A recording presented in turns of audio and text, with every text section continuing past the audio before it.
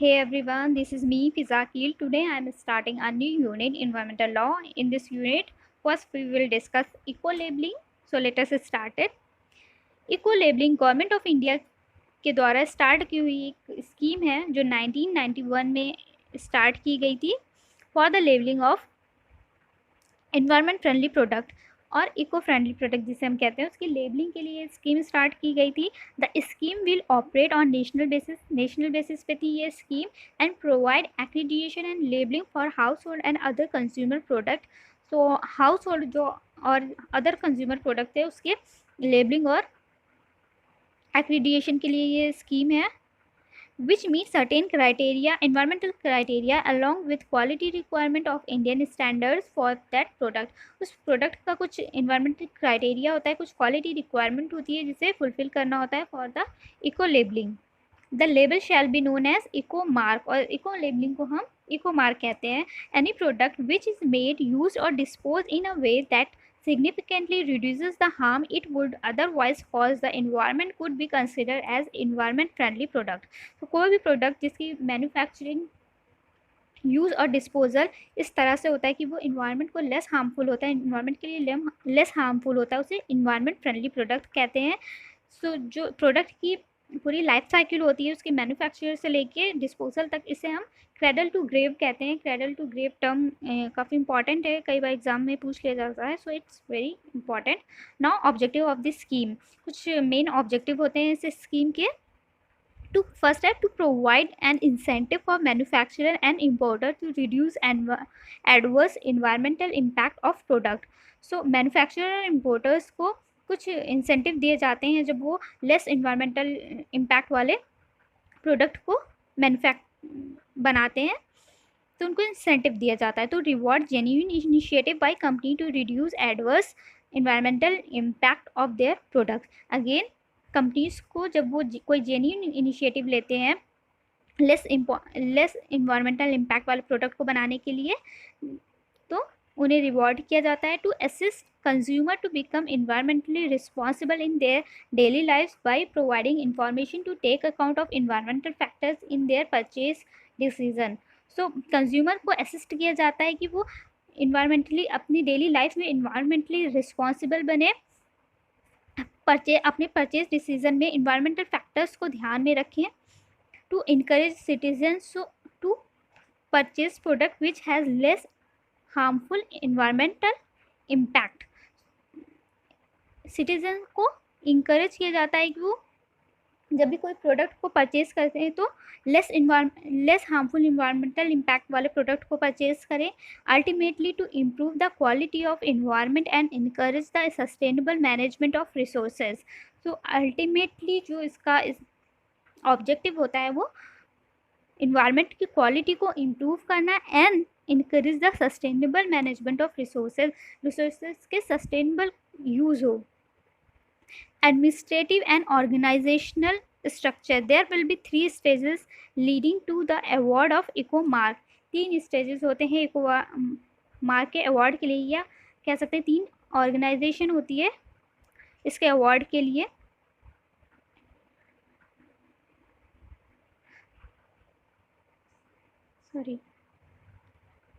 First है steering committee, then technical committee and bureau of Indian standard. इसके बारे में हम आगे चल के ब्रीफ में देखेंगे.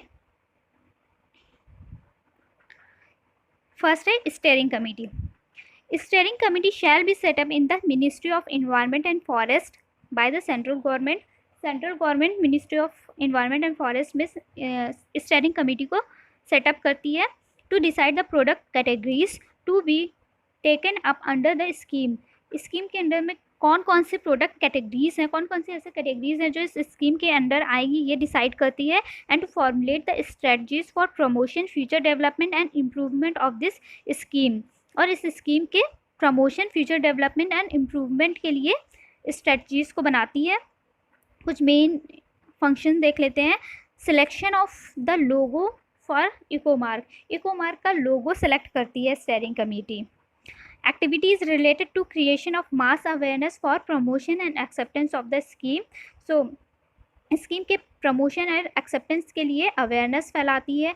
Determining the product category to be taken up under the scheme, कौन सी कैटेगरीज होंगी जो इस स्कीम के अंडर आएगी, ये डिटरमाइन करती है। Coordinating ways to ensure that industry is actively involved in the scheme, तो ये इंश्योर करती है कि इंडस्ट्रीज इस स्कीम में एक्टिवली इन्वॉल्व हो। Securing the involvement of the other ministries, government department, industry association and other NGOs and consumer organisation. तो ये सिक्योर करती हैं कि other ministries, government department, NGOs, consumer organisation ये सब इन्वॉल्व हो इस स्कीम के अंदर। Formulation of strategies for future development of scheme के फ्यूचर डेवलपमेंट के लिए स्ट्रेटजीज को बनाती है। आइडेंटिफाइंग इंस्टीट्यूशन इन इंडिया और outside which are engaged in the standardisation of any article or process or improvement of quality of any article or process or and recommending assistant to build consumer awareness. So ये India में या India के बाहर जो भी organisation, जो भी body standardisation से इंगेज होती है उसको आइडेंटिफाई करती है। Promotion programme of comparating testing of product by consumer organization and dissemination their result to the general public। Consumer organisation के द्वारा जो कंपैरेटिव टेस्टिंग ऑफ प्रोडक्ट का टेस्टिंग होती है, ऐसे प्रोग्राम को प्रमोट करती हैं and dissemination their result to the general public, अपने रिजल्ट को जनरल पब्लिक में फैलाती है। Supporting any research for the formulation of Ecomark product in the interest of consumer group, Ecomark से रिलेटेड कोई भी रिसर्च होती है तो उसको सपोर्ट करती है।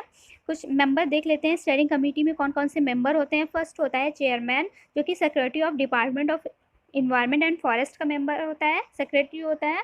और अदर मेंबर्स होते हैं, ये कुछ अदर मेंबर्स हैं like secretary of department of civil supplies, secretary of ministry of industry, secretary of ministry of chemical and petrochemical, secretary of ministry of agriculture. Different organisation के members होते हैं। Okay, now the technical committee shall be constituted by the central government, इसको भी central government constitute करती है by to the identifying the individual product and determine the criteria for awarding eco mark. ये individual product को identify करती है कि इस स्कीम में कौन से प्रोडक्ट हैं जो इस स्कीम में आएंगे एंड क्या क्राइटेरिया होगा इको मार्क को अवॉर्ड करने का, ये टेक्निकल कमेटी डिसाइड करती है। इसके कुछ इंपॉर्टेंट फंक्शन देख लेते हैं। Identification of specific product for classifying as environment friendly, so specific product को क्लासिफाई करती है as environmentally friendly. Reviewing the existing state of knowledge and environmental criteria being followed in other countries, current state of knowledge क्या है and environmental other countries में क्या environmental criteria follow किया जाता है, इसको रिव्यू करना है। recommend the most appropriate criteria and parameter to designate various products as environment friendly, including the most important criteria or individual product that have been specified for the purpose and their interest priority whenever possible। so कौन सा most appropriate criteria और parameter है इसको decide करते हैं for the product as environment friendly. Review the various technology available for the determining the criteria को determine करने के लिए कौन से वेरियस टेक्नोलॉजी अवेलेबल है इसको रिव्यू करते हैं। Recommend various laboratories and analyst for the product assessment in the ministry of environment and forest, ministry of environment and forest में वेरियस लैब और एनालिस्ट को रिकमेंड करते हैं प्रोडक्ट को असेस करने के लिए। Evolution of the environmental impact of the product criteria time to time, तो इन्वायरमेंटल इम्पैक्ट ऑफ प्रोडक्ट के क्राइटेरिया को टाइम टू टाइम इवेल्युएट करते हैं। To review from time to time the implementation of the scheme by the bureau of Indian standard including the sample inspection done by it. So bureau of Indian standard ने जो इस implementation of scheme का जो implementation किया उसको time to time review करते हैं, set up the sub committees for the each product category if so required, अगर ज़रूरत पड़ती है तो एक सब कमिटी भी बनाते हैं प्रोडक्ट कैटेगरी को असेस करने के लिए। The technical committee may be set up expert panel to advise it for the specific product. एक एक्सपर्ट पैनल बनाते हैं जिसमें डिफरेंट ऑर्गेनाइजेशन के मेंबर होते हैं फॉर द स्पेसिफिक प्रोडक्ट को असेस करने के लिए। ओके, कुछ इंपॉर्टेंट इसके फंक्शंस थे।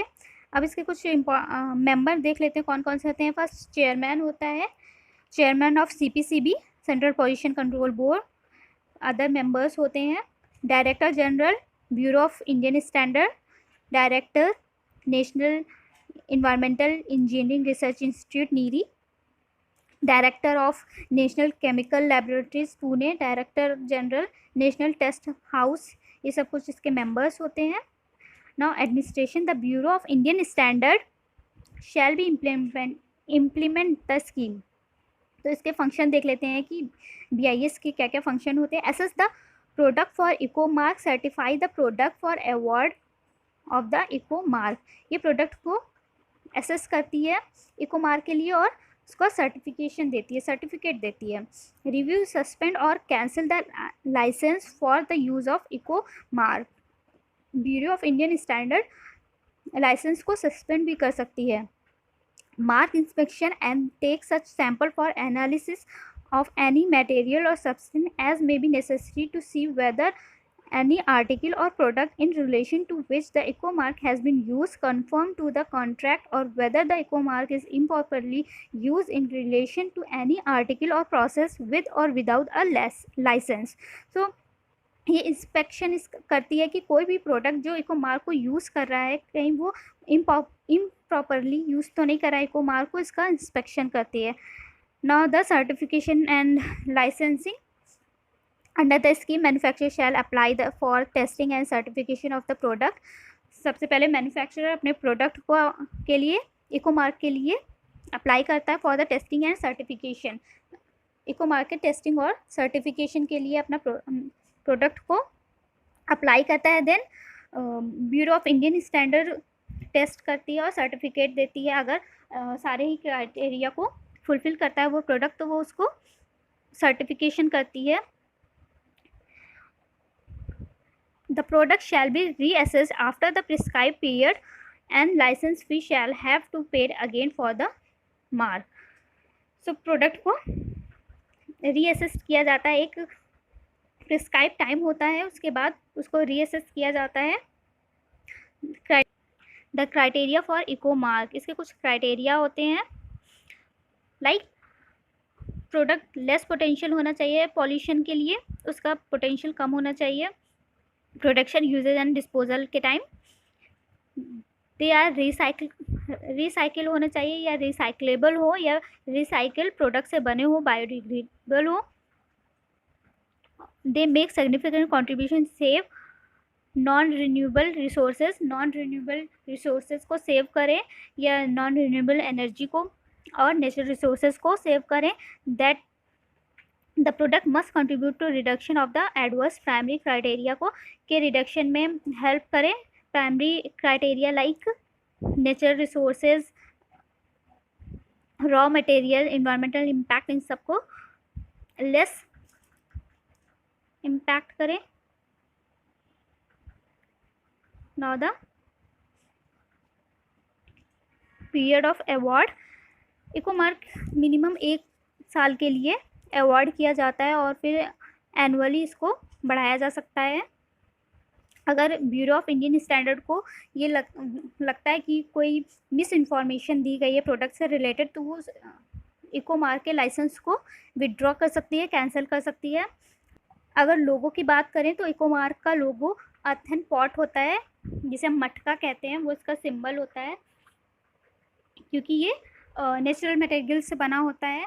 इसके मैन्युफैक्चरिंग में कम एनर्जी को यूज़ होता है और ये वापस से बायोडिग्रेडेबल होता है, वापस से मिट्टी में जाके मिल जाता है, इसलिए इसका लोगो जो है अर्थन पॉट रखा गया है। डिफरेंट कंट्री में इसका डिफरेंट लोगो होता है और डिफरेंट नाम से ये जाना जाता है। जैसे अगर हम US में कहें तो उसे ग्रीन सील के नाम से जाना जाता है, जर्मनी में ब्लू एंजल के नाम से, इको लेबलिंग ब्लू एंजल के नाम से जानी जाती है, और इसके डिफरेंट डिफरेंट लोगो भी होते हैं। ये कुछ इसके प्रोडक्ट की कैटेगरीज है, कौन कौन से प्रोडक्ट होते हैं जो इको मार्क की स्कीम में आते हैं। Skin powder for infant, tooth powder, toothpaste, skin cream, hair seals, shampoo soap based, shampoo synthetic detergent based, hair creams, ये सब कुछ इसके कुछ प्रोडक्ट्स हैं जो इसमें आते हैं। Thank you guys. मैं PDF का लिंक डिस्क्रिप्शन बॉक्स में डाल दूँगी, अगर आप चाहें तो वहाँ से डाउनलोड कर सकते हैं। Thank you for watching my video. If you like my video, please like, share and subscribe, and also click on the bell icon so that you can get the notification of next video. Thank you.